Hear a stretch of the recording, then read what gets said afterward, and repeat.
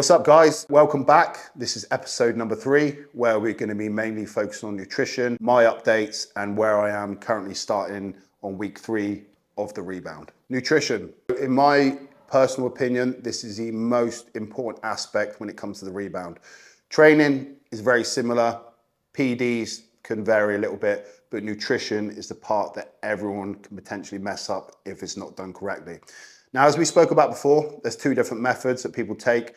Some people are over the top with calories, go very extreme, too many cheat meals, and ended up ruining their rebound before it's even started. Other people can be conservative. In my case, sometimes, which you're going to hear about, can be a little bit too conservative when I'm not adding enough calories to move with my metabolic rate. And that can also cause big problems and you can waste a lot of time. When you're coming into a rebound phase, think of your metabolism like a flame. And there's 2 ways you can go about it. If you go crazy, chuck a load of junk food in, essentially you're chucking a bag on top of that flame, putting it out, your metabolism is going to stop dead, you're going to gain a load of fat, water retention, and then you're going to have to pull back. The best way to do it would be to slowly feed the food up. It'd almost be like putting fuel on that flame and burning up the flame as you move through, okay? So you're kind of building your metabolism back up and moving in the rate you want to be moving in.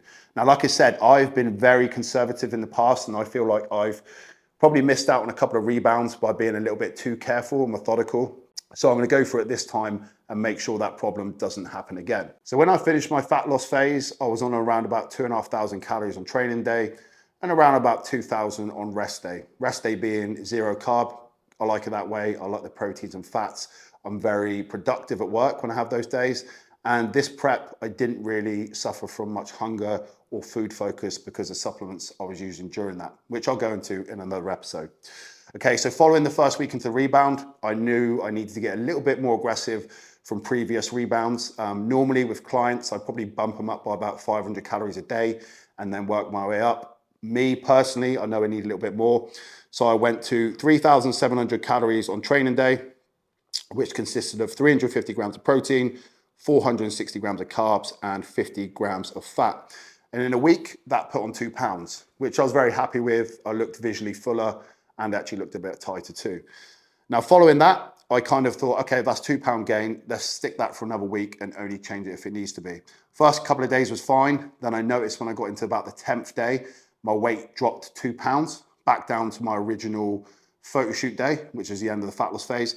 And then the following day, I dropped down another 2 pounds, leaving me 2 pounds under what I was at the shoot, okay? So this is where I have to jump in and start getting a little bit more aggressive with the food, because if I try and stay within what I think is like reasonable amount of calories, then my weight can drop and drop and drop. And again, I just end up in a bad place when it comes to performance, muscle fullness, and not really taking advantage of the food at the right time. So the last couple of days, I've bumped my calories up.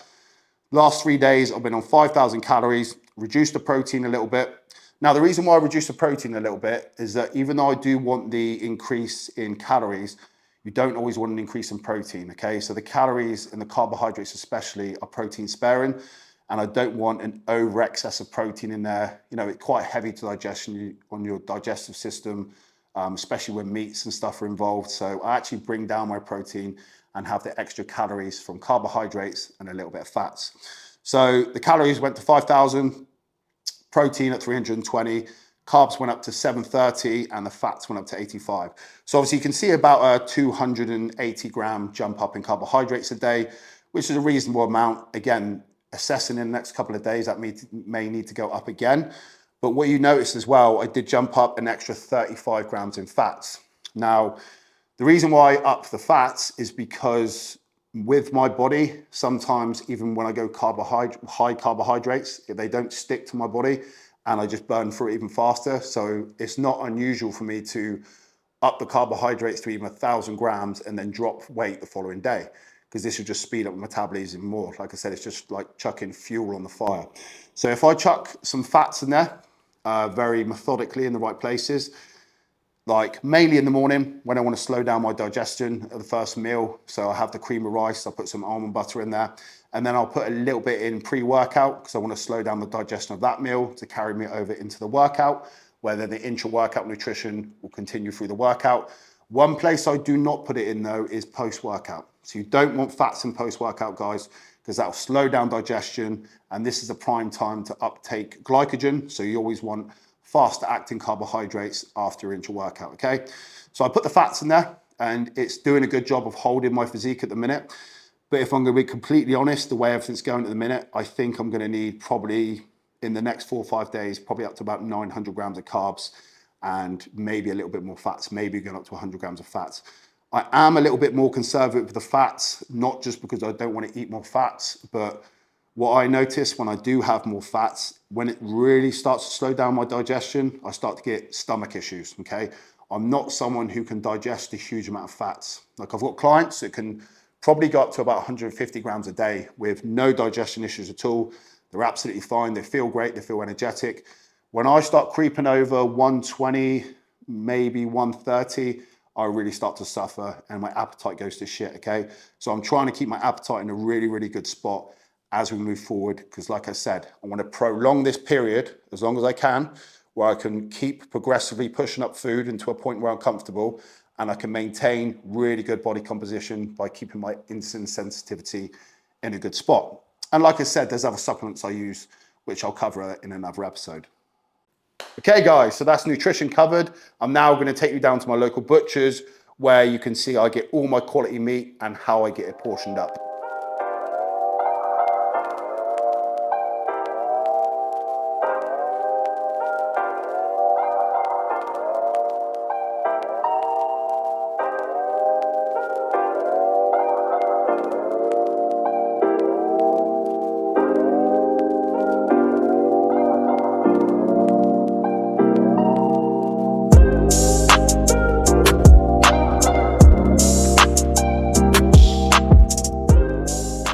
So we are in Webster's in Lilliput in Poole with my main man, Kane. He's my butcher for the last 2 years, serving with me with the best quality meat. Now, you always heard me bang on about don't go to supermarkets because generally the quality of meat there is shit. I'm going to be completely honest. Pump full of water. Always go to your local butchers, especially if it's a good quality one like Webster's. You are what you eat, guys. So think about it. If you're eating quality meats, that's going to build quality muscle. If you want second-rate muscle, then go to the supermarket and have the cheap chicken breast, which tastes like Fisher-Price plastic shit that you don't want in your body. So in my opinion, I've always said this from day one, buy quality meat because it will build quality muscle.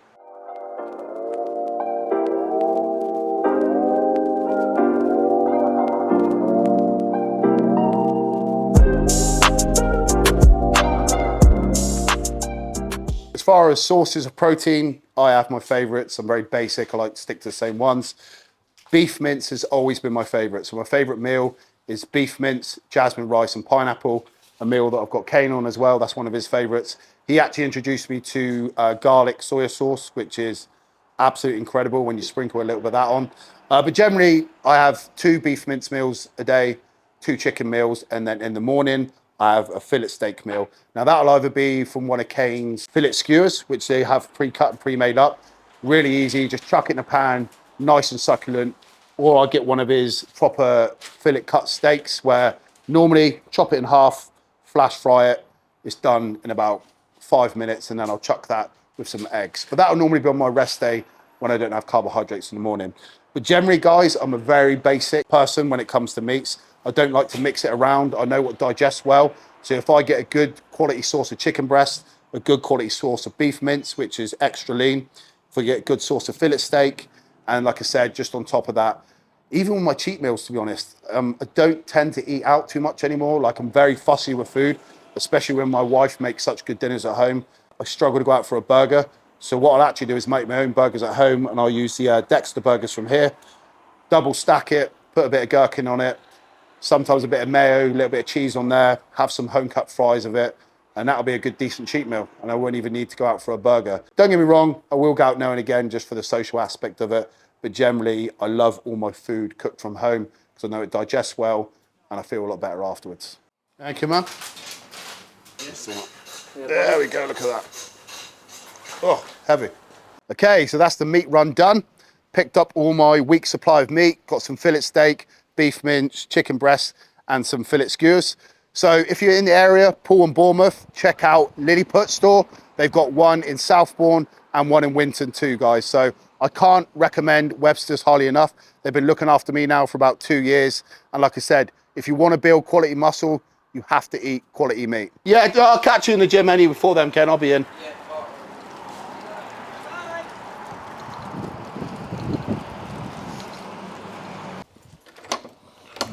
Another aspect I want to cover is post-show or post-fat loss phase blues. So this doesn't really get spoke about enough, I don't think, and people don't know how to handle it and they don't really know what to expect. The word fatigue is thrown around way too much, but there's definitely a lot of fatigue that kicks in after a fat loss phase or a photo shoot or a show. Main reason being, you've had this goal set for so long, you've been so hyper-focused on it, the goal then gets removed, the high you have starts to dip, and it's almost like, you know, when you're busy and you're rushing around and you're doing stuff all the time and you feel fine, and then as soon as you sit down, you fall asleep. That's kind of what happens to a lot of people post-show, okay? So not only are they suffering from the blue side of it, where they've kind of lost the direct goal, but their bodies actually start to relax. And to them, it doesn't make sense. They're like, well, I'm doing less activity, I'm eating more food, so why am I more tired? But it's your body just basically relaxing and almost decompressing. So you have to go through this phase sometimes. And again, not everyone gets it. Some people just cruise through it because they remain on their high for a rebound phase. But it hits people when they least expect it. So I would say, listen to your body in this aspect. I would try and take some extra rest days when you feel like it's needed. I think it's very important to be mentally and physically rejuvenated in a rebound because, like I said, this rebound phase is going to potentially last 18, 20, 22 weeks if you get it right. So what you don't want to do is push through the start bit when the fatigue is really high, and then the next 12 weeks you're just struggling because you're too stubborn to take any rest days, okay? So guys, if you're feeling tired, listen to yourself, know that you're only taking one step backwards to take 2 steps forward later on in the program, okay? And if you're gonna take a rest, straight afterwards is probably the best time to do it. Moving on to hydration, another big one, especially in a rebound. A lot of people do not stay hydrated enough in general. And then I think when energy levels get low and it rebounds, you're really focused on nutrition, you know, and getting the right food in. So not only is it important to have a good amount of fluid, but electrolytes are key. I mean, if you see on my stories and all my posts, I'm constantly banging on about electrolytes. It's definitely in my top 3 supplements of all time. So when we talk about hydration, we're not just talking about replenishing fluid. We need to replenish sodium, magnesium, and potassium. So this is an advanced form of hydration. Creatine monohydrate is also a very, very good hydration agent, hence why they've put it in the Electrolyte Plus. So I would always recommend people to have a good dose of electrolytes and fluid throughout the day. How much you need? Kind of depends really. It depends on the weather, you know, how much water you can generally tolerate, and the intensity you train. You know, so there's a lot of variables that go into it. I would say for the most part, most people are not drinking enough fluid in general. So I would aim for around about 3 to 4 litres in general throughout the day. A big one, I would say try and put down 1 litre to 1.5 litres to even 2 litres before you train, even if you're training super early in the morning. Reason being, a lot of people feel tired in the morning, they can have a good night's sleep, and it's not because they haven't had caffeine, it's because they're dehydrated. So you've got to remember, when you wake up in the morning, you're going to be severely dehydrated, so you need to replenish the fluid, then you need to replenish the electrolytes. You'll notice a big, big difference. The more fluid you drink before the workout will definitely affect the performance in the gym. So they've done studies and they've said that even being slightly dehydrated can affect your performance and strength by up to 25%, which is massive really when you think about it, especially if you're trying to, you know, maximize every small percentage and you're missing or you're leaving something on the table as basic as hydration. It's just obviously a no-brainer. So you're going to get better pumps in the gym, you're going to get better endurance in the gym, you're going to get better strength in the gym. Overall performance is going to improve on something as basic as drinking fluid and adding electrolytes. So that wraps up episode 3. Next week, we're going to see how my body's responded. As I told you guys, I've dramatically upped my calories in the last couple of days, jumping up to 5,000 calories. At this point next week, I may be up to 5.5, even 6, depending on what my weight does. So we're going to assess through the week, through check-ins, weigh-ins, performance in the gym, and we're going to assess from there. And then next week, I'll keep you updated on what I've done with my food, what I've done with my training, and potentially where I'm going to go with the PEDs moving forward.